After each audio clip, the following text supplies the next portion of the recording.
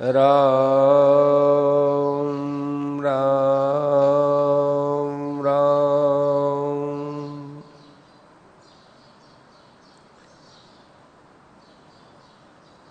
सेठ जी के पास सीतामऊ दरबार आया करते थे। सीतामऊ है मध्य प्रदेश की एक स्टेट। वो बहुत अच्छे प्रश्न करते थे। उन्होंने प्रश्न किया, उनको राजा जी बोलते थे, राजा थे, कि अजपा जाप कैसे होता है। संतों की वाणी में आता है अजपा जाप, बिना जप किए हुए जप होना। तो सेठ जी उत्तर दे रहे हैं, अंतर धुन लागी रहे सहजा सुमिरन जान। अंदर ही अंदर एक जप होता है। खूब गौर करके देखो तो कान को शब्द सुनाई देवे, कान बंद करके देखो। एक तो अपन बोलते राम राम राम राम राम राम राम राम ये, और एक कान को यूं बंद कर दिया राम।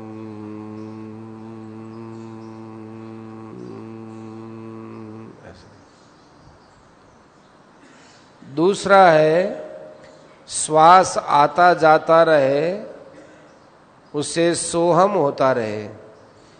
सांस खींचे तो सो निकलता तो हम।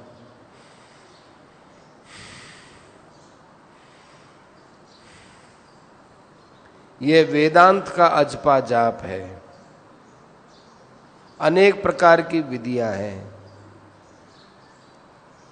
अपने कहने को मतलब तो यो है कि खूब गौर करके देखो, अंदर से अपने आप जप की आवाज आती रहे। इतना अभ्यास करने से, भावना करने से होता है। श्वास के साथ में ऐसे राम राम राम राम करें और कान को अंदर ही अंदर कानों से सुने। ये चीज दिन में कम अनुकूल पड़ती है, सुनाई दिन में कम पड़ता है, क्योंकि कई ध्वनियां आती रहती हैं, किंतु रात में अधिक सुनाई देती है। सेठ जी कहते थे कि सुबह 3 सवा 3 बजे उठ करके और उस समय भगवान से प्रार्थना करनी चाहिए। नाम जप करने वाले को नाम जप करना चाहिए। ऐसी इस विधि से दिन को तो अधिक नहीं, किंतु रात में अधिक सुनाई देता है। कान बंद कर लो तो और ज्यादा सुनाई देता है। कुछ गड़बड़ है माइक में। वेदांत के सिद्धांत जो है वे आगे जाकर अनहद नाद बोलते हैं। अनहद नाद का अर्थ है कि बिना आवाज किए अंदर आवाज आना। ये निराकार में होता है। निराकार का ध्यान करते हैं, उस समय में कोई ओम का नाम लेता है, कोई राम का नाम लेता है, अपने आप ही नाद होता है। वो स्वयं ही सुनता है, दूसरा नहीं सुनता। और जैसे हम बोलते हैं ऐसा बोला नहीं जाता है, क्योंकि बोलने में तो ये आहत हो गया।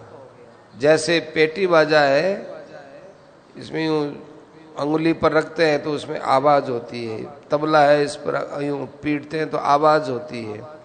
ऐसे शब्दों के ऊपर बोला जाता है तो वो आहत नाद है।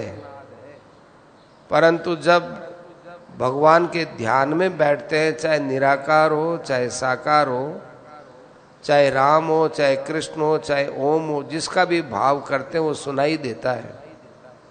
ध्यान करते हैं, प्रत्यक्ष में अपने आप सुनाई देता है।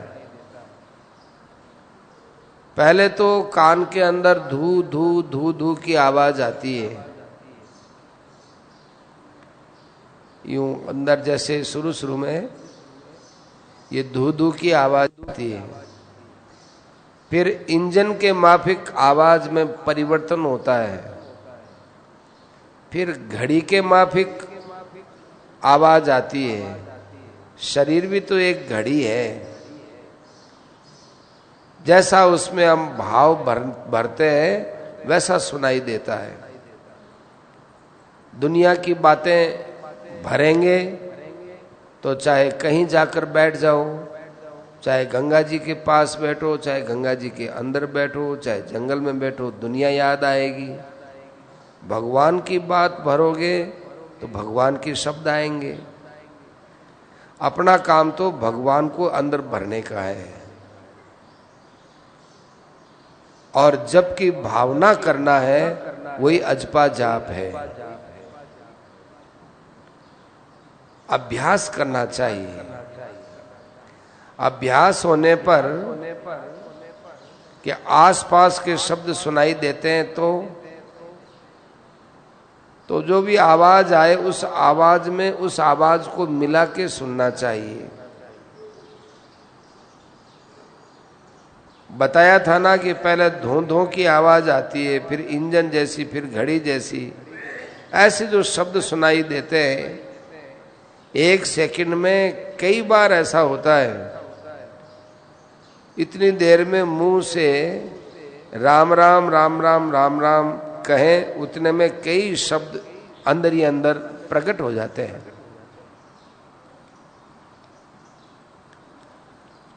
मैं था न दूसरी बात बतावा, ए बाता योगियारी है, अच्छी बात है, अच्छी बात है, पर अपने व्यवहार में, अपने भोग पदार्थ में वैराग्य पर ज्यादा जोर देना चाहिए। माना देख देख अचंभो है कि लोग पैसा पर, नोटा पर फिदा हो रहा है। कपड़ा, रेशमी कपड़ा पहने, रेशमी कपड़ा नहीं पहनना।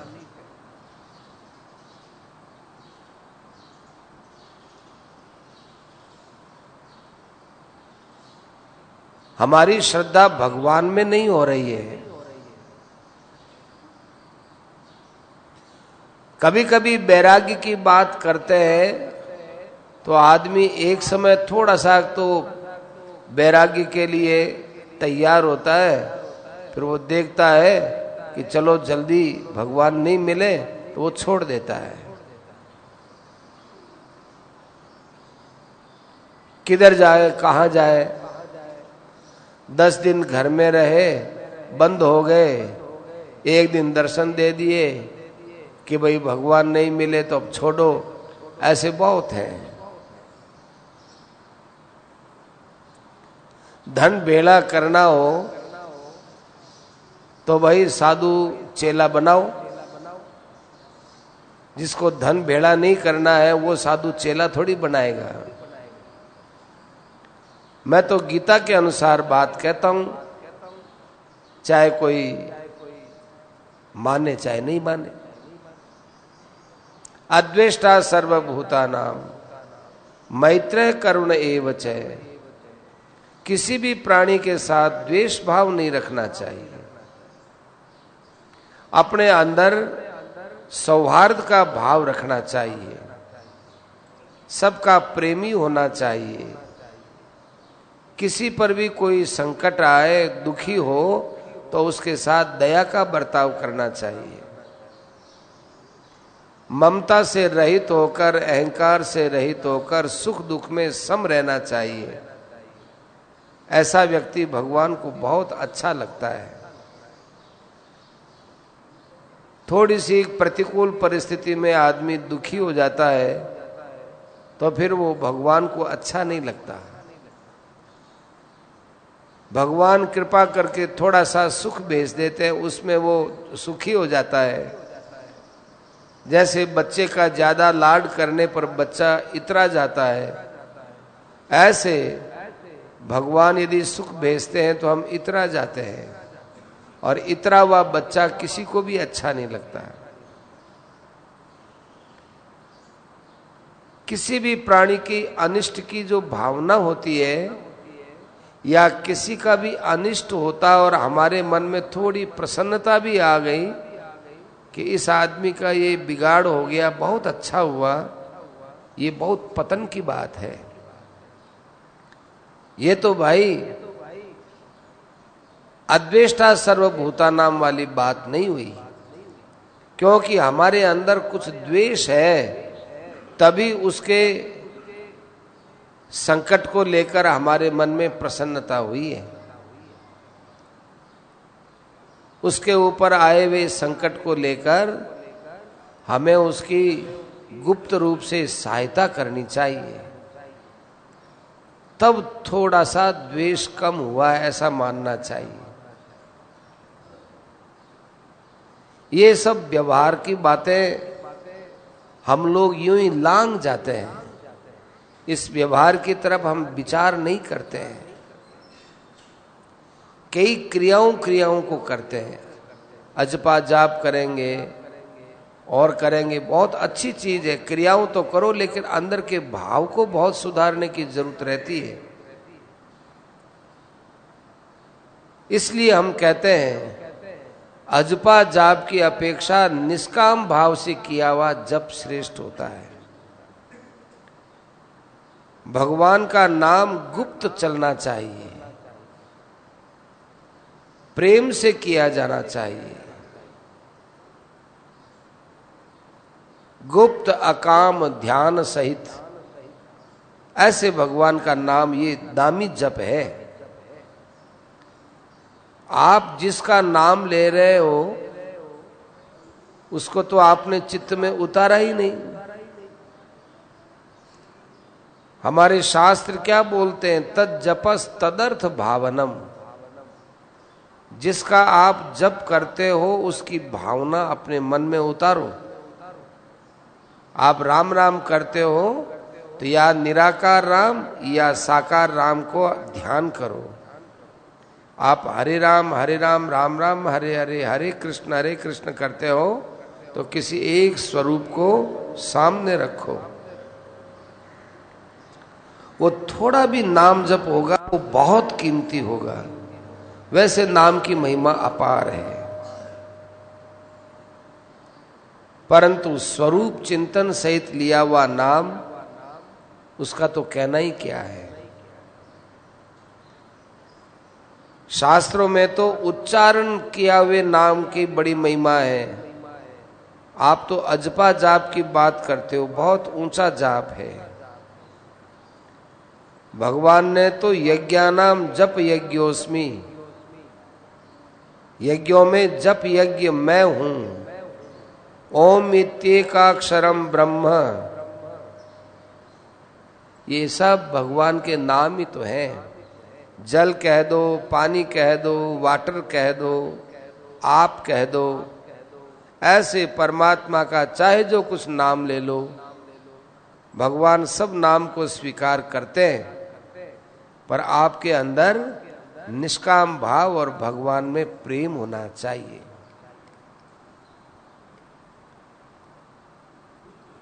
भगवान के 4 आयुध हैं हाथ में, चारों का अपना अपना एक अर्थ होता है।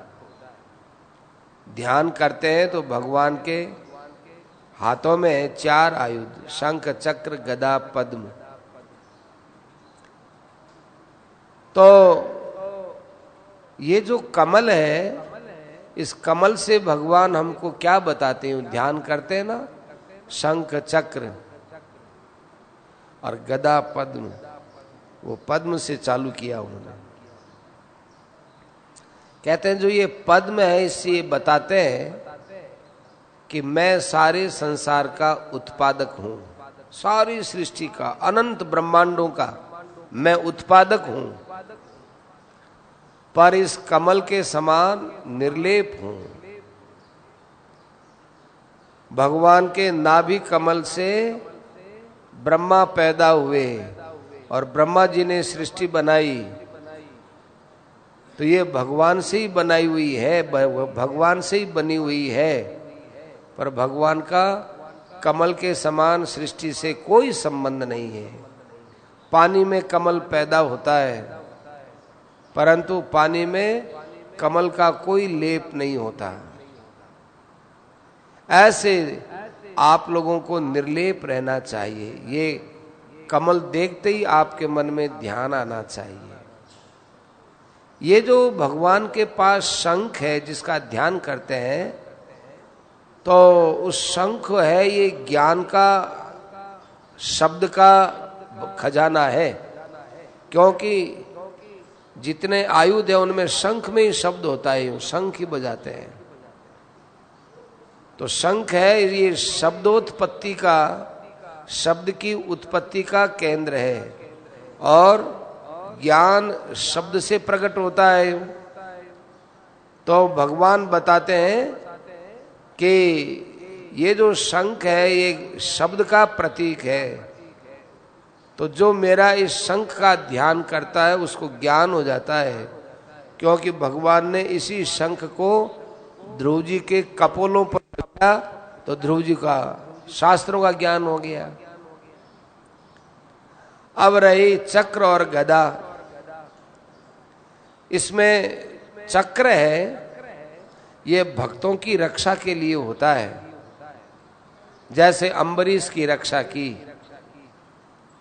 अपने भक्त के पास में आगे पीछे भगवान चक्र रखते हैं, परंतु भक्त को भी पता नहीं चलता। भक्त है उसको पता ही नहीं। कई ऐसे भक्त हुए जिनके ऊपर कई आफत आई, परंतु आफत कैसे टल गई भक्त को भी पता नहीं। तो उसका कारण यही था कि उनके पास में उनके आगे पीछे चक्र था। और ऐसे गदा है, गदा है, इसका सीधा प्रहार होता है तो दुष्टों का संहार करते हैं। तो इन चारों आयुधों से भगवान के प्रभाव की तरफ हमारा ध्यान जाना चाहिए। चक्र का स्मरण होते कि ओहो भगवान शरणागतों की रक्षा करने वाले हैं। गदा पर ध्यान जाते कि भगवान हमारे अंदर रहने वाले ये काम, क्रोध, लोभ, अहंकार रूपी दुष्ट है, इनका ये संहार करने वाले हैं। शंख की तरफ ध्यान जाते ही आहा भगवान के पास जो ज्ञान है जिससे मेरा कल्याण हो सकता है, वो भगवान इस शंख से हमको ज्ञान दे रहे हैं। और जो पद्म है उससे हमको भगवान की निष्कलमता माने निर्लेपता देखनी चाहिए, और अपने को, अपने परिवार, अपने धन संपत्ति आदि से निर्लेप रहना चाहिए। भगवान के जैसे प्रभाव की बात है, महात्माओं के प्रभाव की बात भी आज दिन में मैंने बताई थी। भगवान कृष्ण का उदाहरण देकर, औरों का भी उदाहरण देकर हमने बताया था। भगवान की महिमा का जितना विस्तार करें, जितना विस्तार करें उतना ही थोड़ा है। जैसे आकाश को हम कितना भी बड़ा बताएं, आकाश उससे भी ज्यादा बड़ा है। ऐसे जहां तक हमारी बुद्धि जाए, जहां न जाए वहां तक ईश्वर की महिमा करें तो भी कोई बड़ी बात नहीं हुई। ऐसे ही महात्माओं की बात है।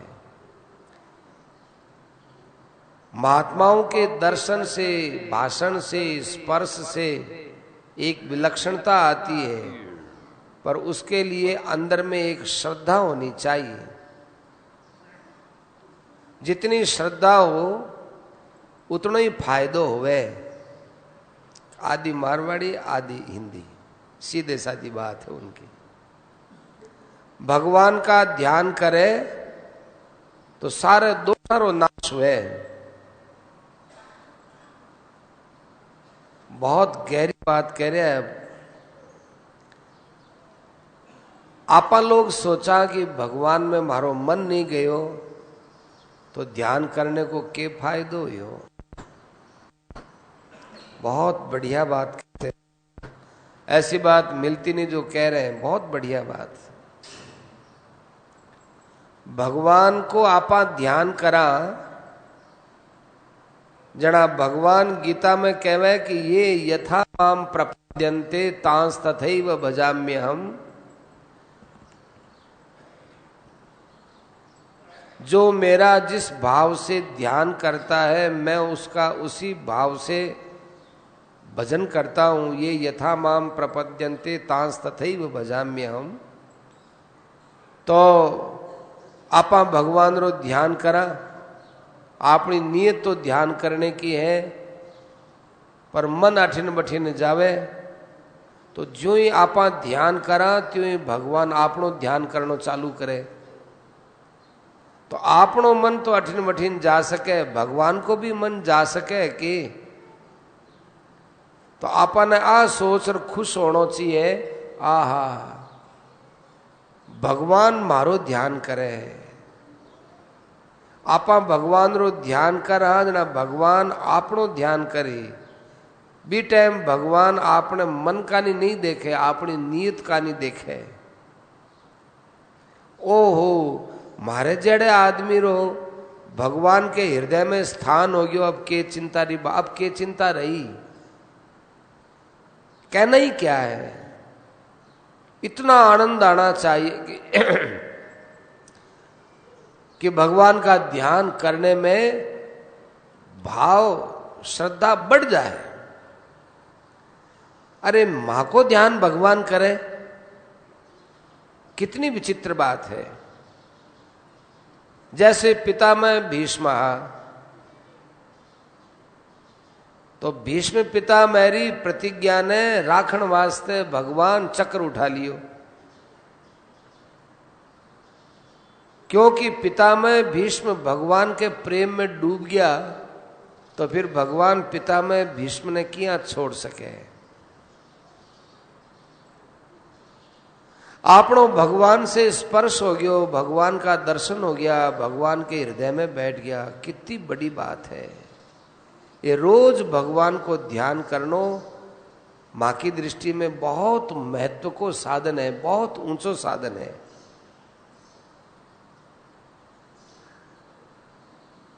मैं और भी थोड़ी घनी बात कहवा, कोई उल्टो अर्थ नहीं लगावे। भगवान के ध्यान की बात कही, महात्मा को भी ध्यान हुआ करे, बीरो भी असर पड़े। पर आ बात में कोई दम भी वे, पाखंडी वे और अपने आप ने यूं ही महात्मा बनार चाले और कहे मारो ध्यान करो, मारो थे मन ही थे मानो।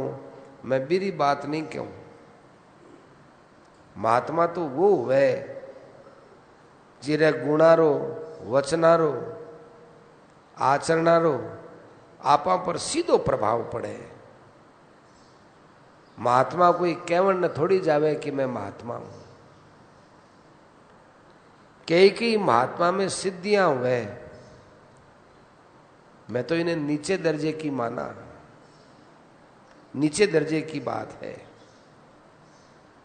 उसकी इज्जत नहीं है। जैसे सड़का पर बाजीगर हुए, ऐसे ही ये मारगरा बाजीगर है, महात्मा नहीं है। कोई ने शाप दे दे, कोई ने वरदान दे दे, कोई बाजीगर है। बेचारा भोला आदमी, भोली मातावा बहना ब्यारा फेर में पड़ जावे, ब्यारी करामात पर लट्टू हो जावे और ब्यारे कल्याण में बाधा पड़ जावे। महात्मा उच्च कोटि का वो होता है जिसके अंदर समता होती है। जितनी ज्यादा उसमें समता होती है वह उतना ही उच्च कोटि का महात्मा है। मां की तो आई कसौटी है। महात्मा होता है वो बेपरवाह होता है। कोई निंदा करो, स्तुति करो, कोई परवाह नहीं है। महात्मा वो होता है जिसके अंदर उपरति होती है, उपराम। वो दामी चीज है। स्वार्थ त्याग जितनो है उतनो उच्च कोटि को महात्मा है। एक एक लक्षण महात्मा का विचित्र है। महात्मा दया की तो मूर्ति हुए। आपा यदि सोचा कि आपा कठे हाँ, आपा महात्मा हाँ कि नहीं, तो आज सोचने की आपा में ईश्वर को प्रेम ज्यादा है कि संसार को प्रेम ज्यादा है। संसार को थोड़ो भी प्रेम है तो महात्मापणो नहीं है। उच्च कोटि को महात्मा वो है जिकर मां ईश्वर में ज्यादा प्रेम है। उच्च कोटि को महात्मा है, एकदम प्रत्यक्ष अटल, कभी विचलित नहीं होवे, ऐसी बात है। महात्मा वो है जो भगवान के कारण से निर्भय रहवे, भगवान के ऊपर निर्भर रहवे। आ मेरे मायने ठोस भावना रहवे। बैराग्य तो इतो रहवे कि बिना देख दूसरा लोगों ने मन में बैराग्य पैदा हो जावे। मंगलनाथ जी महाराज हा मेरी मुद्रा बैराग्य की मुद्रा देख करके बैराग्य वृत्ति जागृत हो जाती है। ऐसा बैराग्यवान एक महात्मा कन जावे तो महात्मारी वाणी में शांति, एक शांति और भी महात्मारो लक्षण है। वाणी वाणी जो है बहुत विलक्षण शक्ति वाली हो जावे यदि ऐसो महात्मा हुए जिन मन में शांति है, राग द्वेष नहीं है, वैराग्य है। मेरी वाणी में इतनी शक्ति हुए, मेरी वाणी रो इतो प्रभाव पड़े और मेरी वाणी इतनी गंभीर हुए, इतनी प्रिय लागे कि सुनने वालों सोचे कि इसके अलावा कुछ नहीं है। इतनी भी वाणी रो प्रभाव पड़े। ऐसा महात्मा जठ बैठ जावे, वो स्थान तीर्थ के माफिक हो जावे।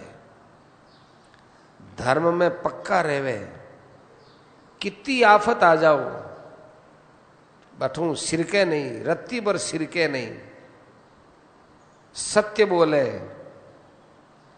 और ब्यारे आचरणारो प्रभाव कई हुई बात सु ज्यादा पड़े।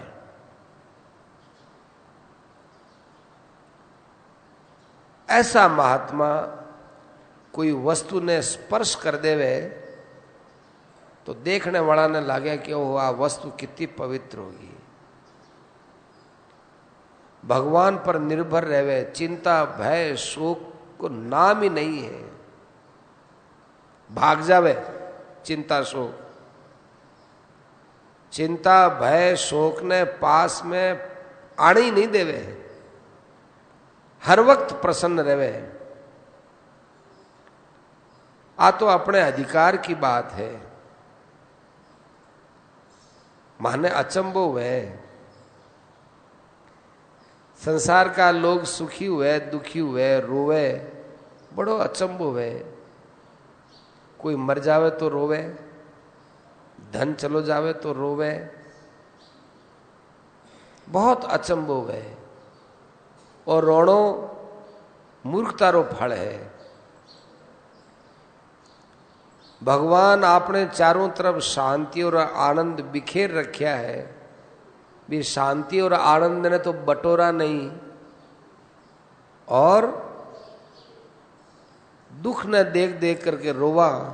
आ कितनी मूर्खतारी बात है।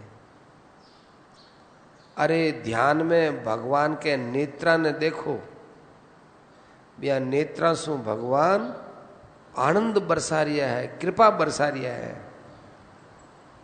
थाने संसार के भोगा में जो आनंद री कल्पना हो रही है अब बिल्कुल झूठी है। आनंद तो भगवान के नेत्राओं बरसे, लूट लो जितनो लूटनो है। आपने गंगा जी री जगह है, सब जगह नहीं मिले तो जंगल तो सब जगह मिले ही है। जंगल भी नहीं मिले तो अपने घर में एकांत जगह देख करके बड़े प्रेम से भगवान रो स्मरण करो, भगवान के नेत्रा ने देखो। वैराग्य यदि नहीं हुए तो भगवान रे हाथ में जो कमल को फूल है बिरो ध्यान करो। भगवान कमल के फूल सु आपा ने वैराग्य की शिक्षा दे रिया है। भगवान शंख के द्वारा संसार को ज्ञान बता रिया है। भगवान चक्र के द्वारा हमारी रक्षा कर रिया है। भगवान गदा के द्वारा हमारे अंदर रहने वाला विकार है ब्याने कूट कूट भगा रिया है। इतने पर भी यदि आपा चूक गया तो बड़ी भारी हानि होगी। अब के बार खूब जोर लगाओ, अपना 20 दिन बीत गया है। सेठ जी का 20 दिन बीत गया है, ये लिए खूब जोर लगा करके अठिन चालना चाहिए।